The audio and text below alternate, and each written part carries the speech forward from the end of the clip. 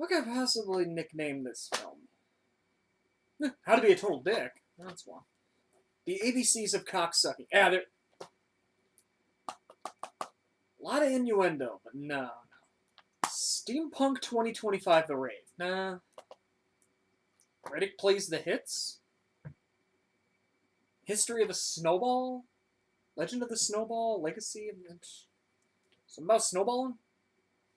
Make a note. Normal, the world's cutest kitty cat. A softcore parody. There we go. Yeah, that's a... Oh, today's generation probably won't get that. Yeah. The Real World Silent Hill. Oh, shit.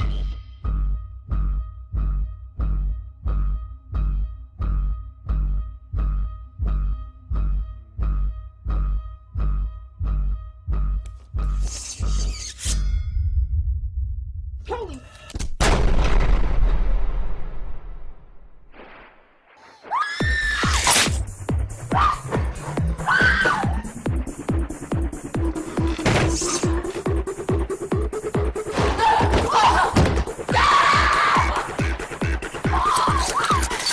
I just sat through 2009 Sweatshop, filmed by Starving Kappa Pictures.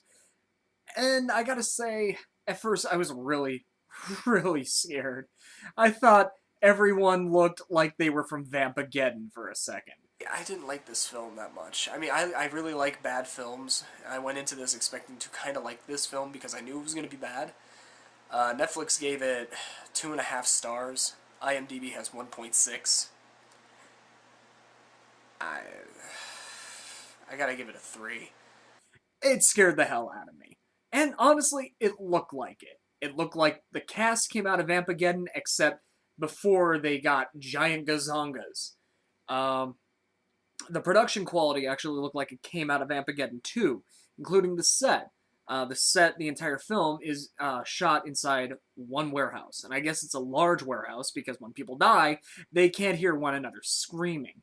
You can't even hear the music that is going full blast in the big room, even though there doesn't seem to be a lot of rooms in the warehouse. This becomes one of the biggest flaws of the movie. Just these simple observations become the biggest downfall to Sweatshop. But at the same time, this was a film it was a train wreck. I could not stop looking. The Real World Silent Hill is essentially the best way to explain this film. This is just a group of ragtag people. Look like they're not young adults. They look like they're early 20s, that they're supposed to be early 20s. Some of them look the part, others don't. Some of them have nicknames like Lolly, stuff like that. Jade. I think Lolly was Miko or something like that. I forget all the actual names. A lot of the actors and actresses in this film, they happen to be people who haven't actually been in other films. There's a couple of newbies. There's a few people I noticed that did happen to be in previous films, only 1 or 2 that went on to other movies after this, but not too many, really. The whole concept here, well, the film starts off with a naked woman running around the warehouse, and 2 cops enter the building, and basically she is shot to death by one of them, and the corpse gets dragged away off screen. And then a group of these, I guess, adults, early 20, 21-year-old people, I don't know. They find the place, and they decide, we're going to set up a rave. They've already advertised the location of it, and the entire film is, from this point on, essentially suck my cock jokes, innuendos about sucking cock, a few sexual references here and there, and a lesbian character having sex with a redneck. Not even kidding. The cast is all over the place. You have the typical, stereotypical goth. You have the Liberty Spike-haired punk, who is also a breakdancer. I don't know how that works out. You have the moody popular girl look going on for one of them. I believe that was the main character. Ashley Taylor, I believe, was the actress. She is actually one of the main characters. One of the longest survivors of the film, I guess I should say. I really don't even know how else to explain everything. There, one of Liberty Spike's guy has an older brother who he's just a fat, stereotypical redneck, very bossy, gets drunk throughout the film. There's Jade, who is crazy in a way. Um, Apparently, at some point, him and her had some kind of sexual thing going on, and she was going to have sex with him in the film, but he winds up banging the lesbian, and just who appears to just do it to spite her. And, there's this animosity thing going on between the one girl and Jade, and there's no background information whatsoever because immediately after, someone dies. And that whole thing is never explored again outside of one character trying to poison and kill the boyfriend. Or booty call. Or whatever the hell he's supposed to be. I know nothing about these characters, nothing about their history whatsoever. And throughout the film, I rarely gave a damn about any of them. The only one that I really cared about was Blacker Riddick. Yes, this guy looks exactly like Riddick, only a little thinner. He's not so muscle bound, and he's an African American, if you want me to be politically correct. Stepping out of steampunk, basically, which is, yeah, it seems like a modern day steampunk raid going on, except by real world rules. And then, as all of this blowjob and sexual innuendo and cheating, vindictiveness goes on, we get this giant pyramid head looking son of a bitch that just comes out of nowhere and just starts killing people. On top of that, there are these little skinny nurse-like looking things that aren't nurses, but they kind of look like the nurses from Silent Hill 2 in a way. I guess his minions, its minions, her minions, I don't know what it is. In any event, they basically start running around and helping him hunt these people that are in the warehouse. And of course, all the screaming in the world, nobody notices anything until it's very late in the movie. So the whole film, you get more sexual innuendo, more blowjob references. Hell, there's even a death, including a guy who just got a Hummer. And a guy walking around with a giant mallet, a giant meat tenderizer. You know, Pyramid Head sword is a giant meat tenderizer. I'm not even kidding you. Goes around hitting people with it. One of the characters gets kidnapped. He honestly just swings it down on her and crushes her lower torso. And yet she is still kicking later on in this film. This is definitely a gorehound kind of movie. Some of the people, he'll hit them and the face and the whole head and everything will just go right through a metal grate. Later on, some of the survivors, when they figure out what's going on, they start picking up heads and brains and everything come falling out, muscles and all that. I gotta admit, that aspect looks pretty good. However, this is through people who have gone to school for ADHD film production. It's very rare that you get one scene that stays on something longer than 5 seconds, especially during the fights when people are struggling for their lives. It's like cutscene, cutscene, cut, focus, 3 seconds if that, cut. It was so hard to focus, especially during the scene involving Kim, who is basically just not a prep. I'm not going to say a prep. Kind of like Velma from Scooby-Doo. That's the best way to explain her. She kind of looks like a business-oriented Velma from Scooby-Doo. Yeah, it's very distracting in trying to watch what's going on. Especially when someone's getting thrown around. It's like, cutscene here. Oh, there's a scene over there. Here's a scene over here. Here's a scene over here. Another one over here. You don't know what's going on half the time. Other than that, the main story, when there's nothing major going on, it does seem to drag out a little bit, but they give a good amount of naked women. You get a lot of tits here and there. And I think that's just because the story really has nowhere to go. There's no room to progress. And they don't really seem to focus on character development either. So instead of, oh, okay, let's explore this aspect, we're going to show you some tits. The main underlying mystery of the entire film is Mr. Liberty Spikes and some woman that tried to snowball him.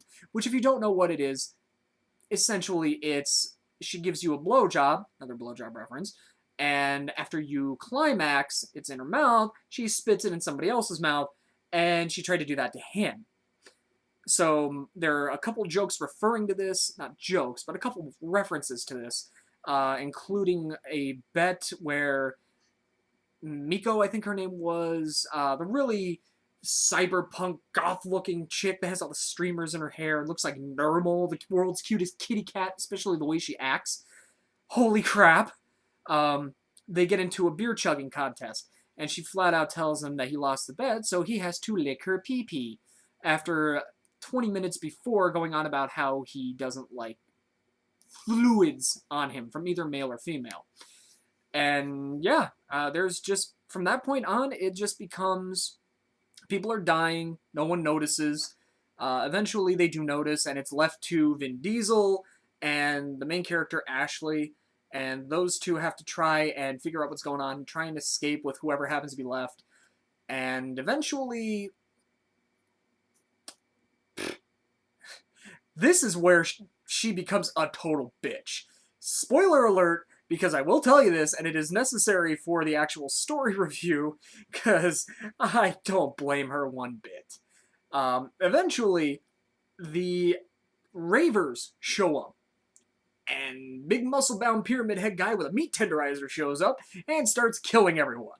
Nobody notices for a good 5 minutes, and even in the crowd of Ravers, you can tell half of the people, there's some of the people that died. They're just different outfits, or naked with pasties on their nipples. Yeah, I'm not even kidding. That's in there. Why do you put pasties on your nipples if you're already showed tits for about 10 minutes of your film? I don't know. But in any event, he just comes out of nowhere, starts killing. No one's paying attention. She's crawling, asking for help. Everybody's laughing at her. She manages to find the giant exit of the warehouse, crawls out, hits the button so the thing comes down. Nobody else notices, and they're all trying to run away. A few of them run up to him and go, basically just, fuck you, and they die. Of course, they don't do anything. They're just, and they die. So she crawls out, hits the button. The gate comes all the way down, and nobody else thought to go out the giant door. No, they all hang out and die. And she just honestly stands there looking at the gate and listens to them all die. She is a cold-hearted survivor. I will give her that. And I don't blame her. I cared very little about any of these characters in the movie. I cared absolutely nothing about the idiots at the very end of the film. The only... Oh no, I do take that back. There are two I care about. Two of them that appear later on in the film towards the end. One of them gets his dick chopped off. See what you mean, Carl? Tonight you will get your dick ripped off. That doesn't sound right, does it? Yeah, that's essentially this whole film. The monster hunts dicks. He is a dick hunter. And he chops off one of the characters' dicks, which he leaves as a surprise during another scene. There's a sock hanging on the steering wheel, and inside it are testicles. At least I think. I think I saw penis and testicles. I'm not certain what I saw. I just saw something flop, and it didn't look like an actual penis. It looked like something off a dildo or something, but you could tell what it was. In any event, he cut... More spoilers, obviously. Ashley, the main survivor I mentioned earlier, he comes up behind her after she finds these two, and the monster, I'm not even kidding you, her hand is right here on the table, ice pick right through the hand. All she does is just sit there, screaming her head off as she watches two of her friends pretty much get brutalized. The one gets his dick cut, ripped off, so he goes over to a table all the way over there, and he starts screwing around with the dick. He cuts it open, and it comes over with barbed wire with testicles on them, and puts it on as a mouth gag. I just sat here in absolute awe of this. Like, you have got to be kidding me. This is... wow. I'm grabbing my balls and just... oh my god, that hurt. Oh, that kind of thing. Like, this is something a guy should not be watching. So, he grabs one that has the other guy's testicle in his mouth now, grabs him, shoves a stake right through him, and I don't know what he does, hoists him up or something like that. I'm sitting here thinking, hey, human shish kebab, delicious. Actually, I got hungry after that, believe it or not. That's the sad thing about that. And yeah, that just leads to the entire stupid kids being killed scene. and her escaping and just standing there listening to everyone die. And as soon as everyone's dead, she walks away. End of the movie. That's it. So yeah. I tell you what, I didn't like this film that much, but like I said, it's a train wreck, and I could not turn away. I sat here focused on this film. After the 30-minute mark, I did. I have to admit that. The first 25-30 minutes with all of the sexual references really bored the hell out of me. No character development. It was just really bland. There was nothing really going on in the film to keep me entertained. After that, when people started dying, though, it did get really interesting, and I enjoyed the gore factor about it. But I didn't actually enjoy all the sexual references. Eventually, it got really boring, and that was about 10 minutes into the film. The cinematography was pretty good. The sound, the audio, though, some people were muffled beyond belief. I had to crank my TV all the way up to level 40, and then they would cut to really loud music, so I had to go all the way down to 20 from there. So the audio became a huge problem. The video itself was pretty good. It looked rather clear, like it wasn't shot fully on HD, but it looked close enough. It looked pretty nice. It was pretty gritty at times. Just, again, the whole concept about them being trapped in this one warehouse and you can't hear the music, but, they can't hear the people screaming. The building itself seemed way too small for that to happen. Including one scene where they just have sex, the guy is leaving, the girl is killed and screaming her head off. He walks away no more than 3 or 4 seconds, and he can't hear her at all. So, it's just one of those things where it becomes a little unbelievable at times. But I tell you what, it's one hell of a ride, just because of the train wreck factor. So, if you happen to see Sweatshop, I gotta give it a 4.5, just because of how bad some of the acting is, how bad the story is, and how unbelievable some areas can be. But I tell you what, if you happen to actually check this film out, you will enjoy the ride, because it is just batshit crazy. Literally balls to the wall. Ah!